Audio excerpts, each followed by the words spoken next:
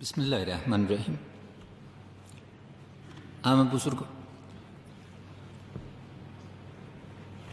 من 7 موضوع مهم شنیدم از شما و به اجازهتان به صورت خلاص اینا رو پس به شما تقدیم میکنم. لومړی یو تاریخی حالت که قرار لرو چې هم نړۍ بدله سوي، هم منطقه بدلیږي او هم افغانستان بدلون کرد. جهان بعد از کرونا جهان پیش از کرونا نخواهد بود.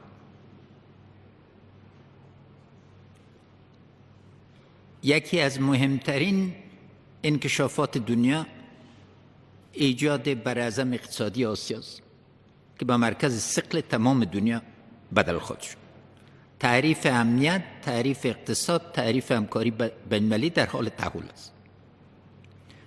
پیام خوش دارم که فعلا اطمینان داریم که انشالله تعالی برای 20% مردم افغانستان در قدم اول واکسین ضد کرونا را تهیه کنیم و برای 40% مردم افغانستان در مرحله 2. دا به انشالله تعالی د خلکو تشویش باندې ډیر تاثیر ولري او زمینه سولې ته، کار ته او نورو ته برابر کړي، ځکه که ماحول له یاده وباسو بیا سبا ډیره لویه پښیماني لري. له بد مرغه نه دوم موج د کرونا راغله. ما تر اوسه پورې 8 جلسې دې باندې نیولي او د تاسو ټولو مشرانو ملاتړ د کرونا د مبارزې په برخه کې غواړم چې ولس د افغانستان ته پیغام ورکړو چې ځان وساتي او مشران یو په اساسي توګه له دې نه نمایندګي وکړي. دوم، وضعیت‌های حساس هم فرصت است هم خطر است. استفاده از این تو وضعیت‌های حساس تعلق مطلق با وحدت ملی ما دارد. بناهن وحدت ملی ماست که تعیین کننده از این است که ما فرصت از پیش چطور فرصت‌ها را وسیع‌تر ساخته میتونیم و خطرات مدیریت کرده میتونیم، مگر این مرحله بدون خطرات خودش نیست. از او خاطر نقطه کلیدی که ذکر شد، نظام سرپوش کل است، به کدام فرد تعلق نداره. انقطاع نظام موجب بربادی میشه. صلح باید در داخل یک پروسه تنظیم شده که موجب تداوم نظام جمهوری اسلامی افغانستان باشه. در مابین از او راههای حل نهایت زیاد است، نه ای که خدا ناکرده انقطاع را بیاره و تمام دستاوردهای ما را در خطر برد. ضروری است که ما اهمیت درس‌های گذشته خود به صورت اساسی درک کنیم و پوشش وسیع چتر را هدف بگیریم، نه اشخاص. تفکیک دیگه است که رسیدن به صلح، مذاکرات صلح به جای خود و همه شما بزرگان، اما قدم دوم تطبیق صلح است. یک مملکتی که 90% مردم ما زیر $2 در روز زندگی میکنه، صلح را چطور تطبیق میکنه؟ کدام امکانات برای فراهم میکنه؟ به چی ترتیب؟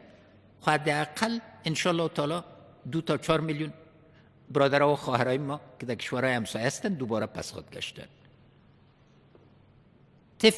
طفل است، زن است، افغان است، طالب و دولتی نداره. ما مسئولیت تاریخی داریم که نهادهای دولتی را قسم تحکیم کنیم که بتانه بار تطبیق صلح را بره. او دا په بیکفایت ادارې باندې نه کیږي. نو ضرور ده چې تاسو مشران په اصلاحاتو باندې چې په جنیوا کې ژمنه کړې ده لاس راکړو، یو بل ته لاس ورکړو او دا تطبیق کړو چې سبا خلک او د ماحول کې ځان باندې اتکا اصلی خبر. ماحول تغییر کرده، سر کمک‌های دنیایی اتکا کرده نمیتونه. با اون مقیاسی که کار دارین باید آستین بر بزنیم، خود انسجام بدیم. فضل خداوند مملکت دارای منابع وسیع استیم که بتانیم، اما جهت واضح است که انسجام از اینا ضرور است. غیر از او برادرها، خواهرای محترم، جنگ در افغانستان از $40 بیلیون در سال نمیخواه، زیادتر نمیخواه. نو دلته ضرورت است در طول عباد بانده پوسو چه بیا مگلیو خونه انشالله تعالی سولی ترسیگو ده هدف ده او دیکی بعد شکنی لبل خوره نور بیرقونه جب نسی، نور افراد تشویق نسی. دلته ضرورت چه دقت توسی. بنا نقشه که همه شما بزرگا سرش کار خواد کردین، هم تدبیر میخواه، هم حمایت میخواه، هم قاطعیت میخواه. سخت و پختنو سر مخامخیگو باید هغه سوابونه ولرو چې مقصد ته ورسی. دوم بحث چراغ د مننې بحث ده، بخش امتنان و تشکری است. اول همه ما مدیون قربانی دوامدار قوای امنیتی و دفاعی از این مملکت است. اینا فرزندای صدیق از این مملکت است که همیشه از خاطر افتخار و عزت از این مملکت قربانی دادن و امروز از همه روزهای دیگه که حامی نظام است. همچنین ما میخوایم از او بخش اداره ملکی که واقعا شب و روز تلاش میکنن ابراز تشکر کنم، چون فرهنگ امتنان ما باید به مراتب زیادتر شد. بزرگترین تشکری ما از مردم ماست، از تمام اقشار، از زنا، از جوانا، از تمام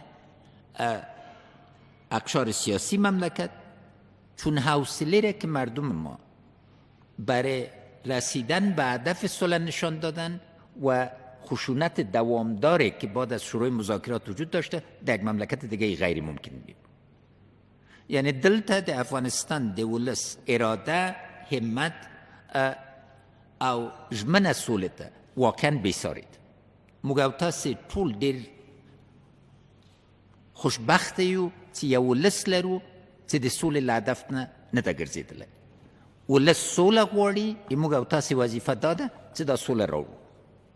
اما د ولس حوصلې نه او د دوی ژمنې نه د زړه له کومې نه باید ټول مننه وکړو. چې دریم د افغانستان له لوی جرګې نه مننه پکار ده.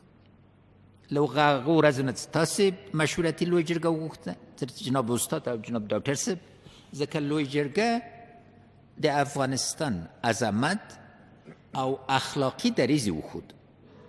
دا بندیان بید او اخلاقی دریز د ولس نه خوصی کېدی نسو. نقطه کلیدی لوی جرګه است که عقل جمعی ما بسیار سالم است، چون از قضاوت مردم ما نمایندگی میکنن و عقل جمعی ما را لوی جرګه افغانستان تعیین کرد و خط مشی هیئت مذاکره ما را حدودش تعیین کرد. دلته له لوی جرګې نه واقعا مننه پکار ده.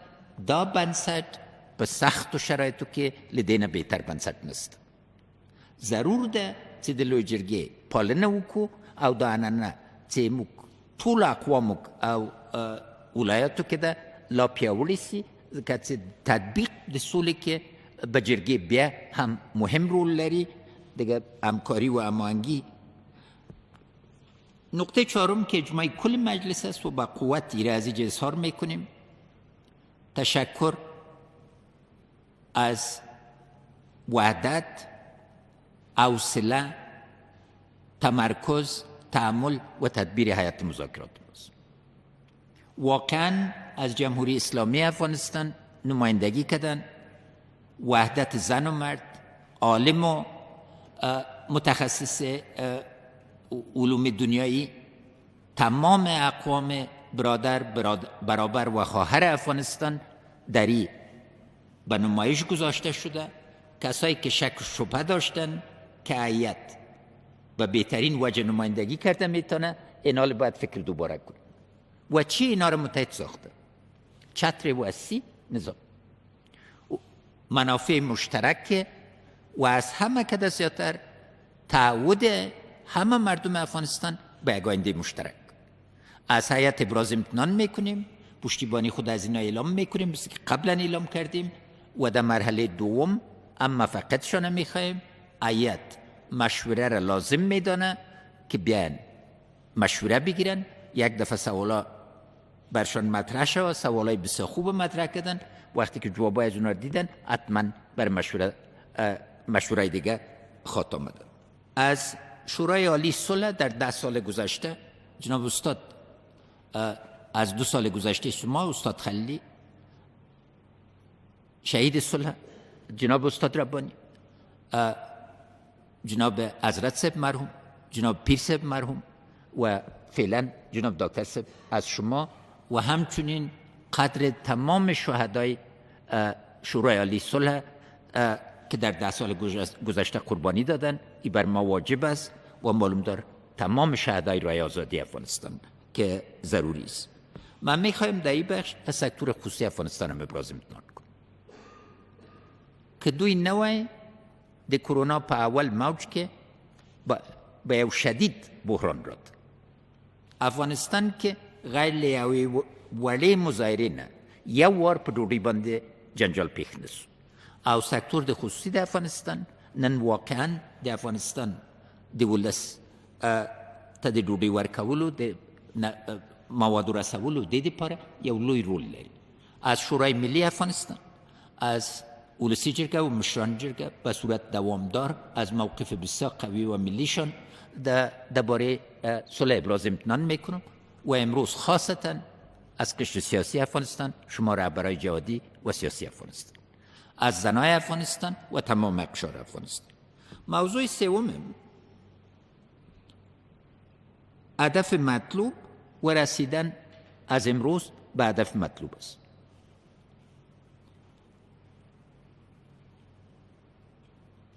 نقطه اعتمادی که وجود داره در بین دنیا و ما سر هدف مطلوب یک اجماع ایجاد شد. یک افغانستان مستقل، آزاد، دموکراتیک که بتونه ارزش‌های گذشته را حفظ کنه و ارزش‌ها را دوام بده و در صلح با خود و جهان باشه. دا آسانه خبره نه. زه غواړم له اتمر صاحب نه مننه وکړم چې د بخشي کې د منطقه‌ایي اجماع په برخه کې او بین‌المللي اجماع کې او ډاکټر صاحب نه او جناب صالح صاحب نه ټول نور همکاران نه مننه وکړم. دلیل یه هدف مطلوبی است که وقتی اجماع در تعریف هدف وجود داشته باشه نقشه را ساده تر میشه. از خاطر که هدف مطلوب است که بعد نقشه رای ما را و معیارهای ما را تعیین کنه. هر وقتی که در یک دوراهه قرار داشته باشید، رایی که نرفتین و تجربه نکردین هم فرصت است هم خطر داره. اما از طرف دیگه ضرور است راهایی را که رفتیم و نتیجه نداشته با دقت درسایش گرفته شد و 40 سال گذشته افغانستان درسای زیاد در این قسمت داره که در دوراهه تعریفش با وضاحت شود و وضاحت واضح داشته باشه که هر رای را که خطرات داشته باشه مدیریت خطرات مهم است، نه ای که رای صلح بی خطر نیست. رای صلح همیشه کپرک داره، اما نقطه کلیدی است که فهم مشترک، درک مشترک و مدیریت جامعه وجود داشته باشه. معیار برای مردم افغانستان چیست؟ خشم خشونت سرتاسری 40 سال گذشته. معیار موفقیت کدام پیمان روی کاغذ نیست، تغییر در زندگی مردم ماست. بدون کاغذ به نتیجه نمیرسیم، اما کاغذ باید هدف واضح داشته باشه که ختم خشونت باشه و از این خاطر گروه های دیگه که با خشونت دوام میتن باید به صورت واضح تعریف شد. چی بیاد دست حالت که پات نسو چی ولست اوید سول رازی او ولست خدای ناکده بیا شدت و داو گوری ضروره ده چی دی منطقه او نور آبادو بانده چی دلتا ثبات نغواری واضح او دقیق فکر روسی. چون 40 سال خشونت مردم تنگ آورد و اجماع واضح وجود داره که ختم ازی هدف اصلی ماست. من تنها یک معیار براتون میدم. 16% عاید کلی خوده در سال 2019 افغانستان از خاطر خشونت توریسم تنها از دست داد. چیکار فکر کنید؟ پیشتر ذکر شد که دارایی ملی ما اما دارای ملی مخواب از یک طرف می سازیم، از طرف دیگه در حال خراب شدن است. اهمیت ازی باید به صورت اساسی درک شود که دوام خشونت از راه های دیگه نبید. و ای پس میم در بخش بین المللی نقطه کلیدی که جناب دکتر صاحب متوجه شما و کل همکار است، از وضعیت موجود به هدف مطلوب چطور میرسید و یک نقشه رای واضحه هم در شرایط متحول چطور به وجود میره. چون قبلا براتون ذکر کردم که نقشه راه در شرایط ثبات منطقوی و بین المللی یک چیز است، در شرایط تغییر ازی چیز دیگه است. و در حالتی که هستیم با تغییر دوامدار سر و کار داریم، باید سریع بتانیم وضعیت بخوانیم و مدیریت تغییر داشته باشیم. نقطه چهارم ما اراده سیاسی است.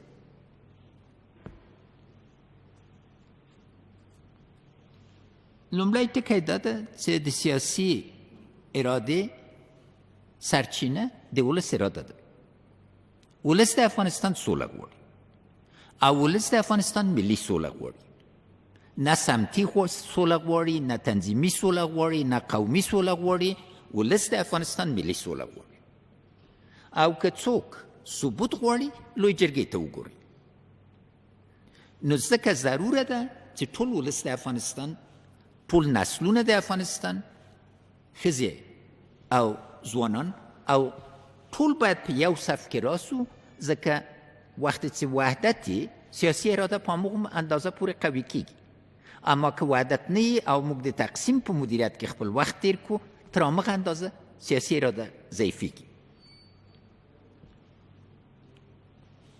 نقطه دوم ثبوت اراده است که پیشتر ذکر شد. ملت و دولت افغانستان اراده سیاسی خود بر صلح نشان داده. کدام قربانی را ما قبول نکردیم. کدام وقت ما صلح را اولویت ملی خود اعلان نکردیم و از خاطر ازی یک جای دنیا را نشان بدین که 200 نفر بندی را قبل از مذاکرات رها کرده باشه.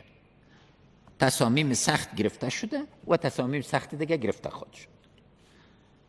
دلته ضرور ده چې له طالبان هم سیاسي اراده وغواړو، له منطقې هم سیاسي اراده وغواړو. یوازې بار د سیاسي اراده د افغانستان په ولس او دولت باندې نه ده. له یو لاس نه قوټک نه کښیسي. ضرور ده چې دلته پوسي. قربانی مطلق ضروری است بر نظام نه بر مقام. کل ما رفته نیستیم، اما نظام جمهوری اسلامی افغانستان قربانی میخواد. صلح قربانی میخواد. اینا نقطه کلیدی است که صلح داخل ثبات، صلح که موجب ثبات شد. گم شده اصلی ملت افغانستان ثبات است که امروز ما بتانیم هر طفل ما، هر جوان ما برای آینده خود پلان گذاری کنه که بگوید که اینمی نقاط بجاست در داخل جو نه لرو تلویخ کاله ده ندم درلودلی دا مرکده ثبات باید تامین سی او ثبات دی اصول نظر. قوانین بازی باید واضح باشه و وقتی که قوانین بازی تعدیل میشه، رای تعدیلش اراده ملت باشه که به صورت اساسی وجود داشته باشه. از این خاطر اراده سیاسی به تحلیل فرصت و ضرورت تصامیم قاطع بسته است که فرصت ته نگورو او پس ته بیا تصمیم نیسو، دا خو ګټه نه لري. هغه ځای کې چې فرصت راځي د دې تحلیل واقعا ضروری ده او موږ باید په مخ کې لاړ سو. نقطه پنجم همکاری بین‌المللی و منطقوی است. جناب استاد تاسو ضرب المثل مطلق په ځای ده. د پردي کټ همیشه د نیمې شپې ده. له هغه نظر نه اصلي خبرم څه ده؟ افغانستان نه دوامدار دښمن لري، نه دوامدار دوست لري. افغانستان دوامدار ګټې لري. ایموږ ملي ګټې معیار ایموږ د مناسباتو دي. او دې لپاره باید اول خبرم داده چې د نورو جنجالونو نه موږ باید ووځو. موږ د نورو جنجالونه د موږ باندې نه تحمیلوي. یو افغانستاني چې وکړی سي ټولو سره ګډ ژوند وکړي، ټولو سره مشترکې ګټې ایجاد کړي، اما د هیچ چا مخالفت ونه کړي. ځکه تر څه دغه ونسي، اصلی یکی از عمده ترین شرایط پیاده کردن صلح، تطبیق صلح، اجماع منطقوی است. و در اجماع منطقوی باید سر یک افغانستان آزاد با ثبات مرفه اجماع ایجاد شد و از منطقه ما ضرورت به تضمین داریم. تجارب بین‌المللی نشان داده که وقتی که اجماع منطقوی وجود داشته سرعت میایه، وقتی که اجماع وجود نداشته باشه خرابی میایه. او دی برخی که خاصتا پاکستان او ایران سره باید په واضح موږ وغږیږو او لاره د مشترک د راتلونکي ژوند برابر کړو. از نگاه مناسبات بین‌المللی باید یک معادله واضح داشته باشیم. معادله واضح مایی است که تمام همکاری‌های امنیتی ما برای رفع خطر توریسم وابسته به تحکیم نظام، استقلال و اتکا به خود ماست. یو اړخیزه نسی کېده. نړۍ تغییر کړی، موږ هم تغییر کړی او اندازه د استعمال د بین‌المللي قوې په افغانستان کې باید درست تعریف سي. ضروري ده چې حدود هم تعریف سي او میکانیزمونه او دی که د افغانستان میړني قواوې نو اوس کافي ظرفیت لري. 90% عملیاتونه موږ خپله کوو، اما ټول باید مشترک راسي چې توریزم خطر ده، باید اجماع باندې ورسیږو. چا ته خطر ده، په څه رقمه ده او دوی څنګه برخه اخلي پکې. ځکه که دا ونه کړو سبا بیا پښیماني لري. ځکه دې باندې زموږ راتلونکي تړلې ده. در این بخش من میخوایم خاصتا از علمای جهان اسلام ابراز امتنان کنم. په دې تیرو درې میاشتو کې یو ځای نه پس له بل ځای نه ډېر اوچت آواز جګ سوی او ټول علمای کرام باندې، جناب استاد تاس باندې، استاد خلیلي باندې، استاد محقق باندې، استاد عطا باندې، مسلمیار صاحب، ټول نورو باندې، استاد دانش باندې ناره کوم چې د اجماع د مدیریت لپاره ټولو ته لاس راکړي. ځکه دا زښته ډېره ضروره ده. دا جنگ خپل مذهبي مشروعیت بایللی او دا یو لوی قدم ده و جهان اسلام از نگاه اعتدال دوامداری که در افغانستان وجود داشته و وفاق مذاهب و اقوام وجود داشته حامی باید باشه او دلته مناسبات بکار دي. زښت ډېر دا ضروره ده چې دلته انشاءالله تعالی په مخ کې لاړ شو. موضوع ششم اجماع بار بار تکرار شد. از او جهت چند نکته بسیار کوتاه. یک، ایجاد اجماع مسئولیت ملی ماست و مدیریت فرصت متعلق به اجماع است. مکانیزم اجماع و نوع ایجاد ازی نهایت ضروری است. هر پیشنهادی که در این بخش میشه به جناب دکتر صاحب یا به ریاست جمهوری و همکارای ما بسر شد. ضرورت واضح است که دوامدار اجماع وجود داره. نوع تحکیم ازی در وقت خاصتا مطرح میشه که سوالای مشکل سرش تصمیم بگیریم. در او حالت تصمیم جمعی، عقل جمعی همیشه موجب هر کشور دیگه که سر از 5500 بندی فیصله میکرد به یک بحران عظیم میرفت. اما اجماع ملت و قشر سیاسی افغانستان امکان پذیر ساخت که یک مسئله از نگاه اخلاقی حل شد. دوم، فرصت سرش باید فرصت و خطرات باید سرش اجماع واضح وجود داشت. فرصت در کدام زمان است، چند ماه است، چی وقت است، چی نوع تصامیم به کار است و تغییراتی که در دنیا آمده ما اینا رو چطور تحلیل میکنیم و از پیش استفاده میکنیم. سوم، خطرات مشترک باید تعریف کنیم. اجماع باید سر خطر موجود داشته باشه، چون اوناست که باز حدود اجرات مورد ایجاد میکنه. چهارم، اجماع سر نقشه را. و پنجم، ضرورت مراجعه و مشوره دوامدار به تمام اقشار و شمولیت از این. اون موضوع چې مال تاسو نه واورېدل، یو قسمت پیامونه دي طالبانو ته. لومړی پیام دا ده چې د افغانستان سیاسون او د افغانستان ټولنه او دولت تاسو د واقعیت په حیث مني. موږ انکار نه لرو چې تاسو یو واقعیت موږ د ټولنې، ځکه هغه وختونه چې د واقعیت په حیث نه منل کېدل تېر سوي دي. سوله موږ تاسو سره غواړو، اما تاسو باید د افغانستان د ټولنې واقعیتونه ومنئ. امریکایانو سره مذاکره یو شی ده، افغانانو سره مذاکره بل شی ده. دې منځ کې باید واضح پوه سو. دومه خبره دا ده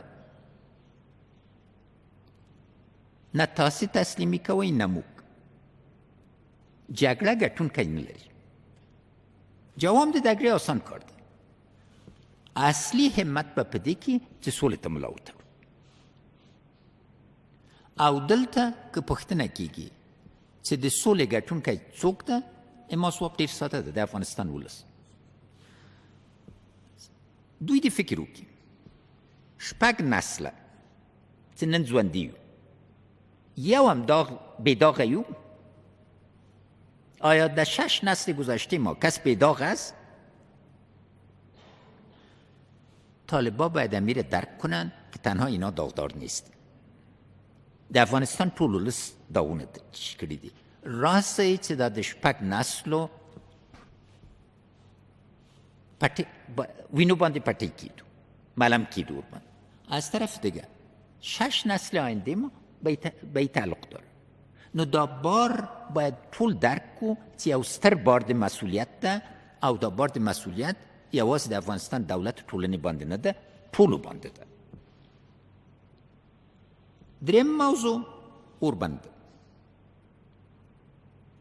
د افغانستان ولس سولې باندې اجماع لري، اما د افغانستان ولس که دوامداره توګه تاسې ووزنئ، تهدید یې کوي، توهین یې کوي، خدای ناکرده د سولې له اجماع نه به وګرځي. دې باندې پوه سئ محترم طالبانو، په اوربند کې تاسو ضرر نه کوئ. د افغانستان د ولس دولت او موږ د ټولو همکارانو ژمنه ده چې تاسو سره جدي مذاکرات کوو. اوربند باندې له اوربند نه ډار مه لرئ. تاسې پانګه د افغانستان د ولس ملاتړ ده، او هر څه د ولس سره ډېرتره مینه وکړئ، په همغه اندازه به دا ولس تاسو ته هرکلی ووایي. اما که هره ورځ د هر چیز دپاره موټر بم راسي، تهدید راسي، انتحار راسي، انفجار راسي، دا بیا د ولس ارادې باندې خدای ناکرده منفي تاثیر ونه کړي. دا خبره ډېره جدي ده، لطفا دوی د فکر وکړي. سوله له طالبانو نه جرأت غواړي، سیاسي اراده غواړي ورنه.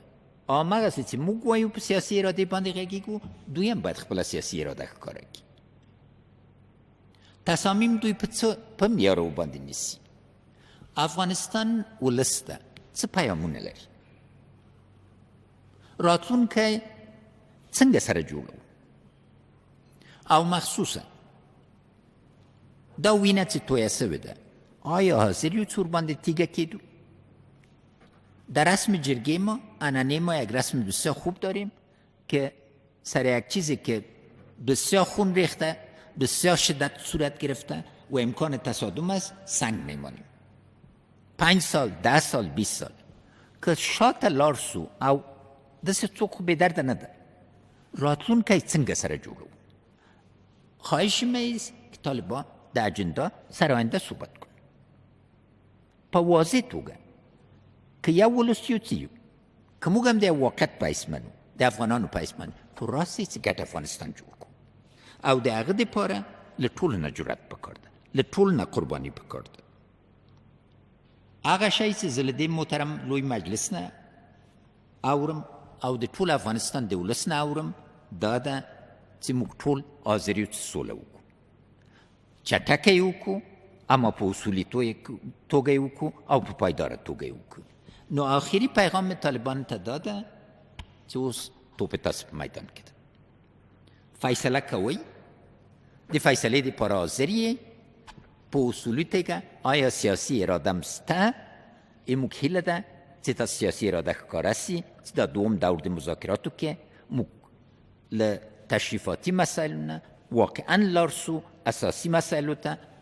پرمختګ سوی، پرمختګ ټولو ته مبارکي وایو، اما اوس ضرور ده چې له دې فرصت نه او د ورځو نه استفاده وسي. لطفا د وینې تویول ودروئ. د وینې په تویولو کې زړونه نه پاکېږي. وینه څه وخت زړه پاک کړې ده؟ د وینې په ختمولو کې همت ده، اراده ده او احساس موقعیت هر څوک ورباندې اوس پیږي. د جنگ بیا شروع کول سخت کار نه ده، اما سوله شروع کول واقعا همت و عزت غواړي. زه د دې په انتظار یم او ټول د افغانستان ولس ته غواړم ډاډ ورکړم چې موږ او تاسو په ګډه انشاءالله تعالی د دوی غوښتنه پلي کوو. تل دې وي افغانستان، یشسن افغانستان، زنده باد افغانستان او ژوندي دې وي زموږ سیاسي مشران او تاسو بریالیتوب غواړو. په خیر اوسئ.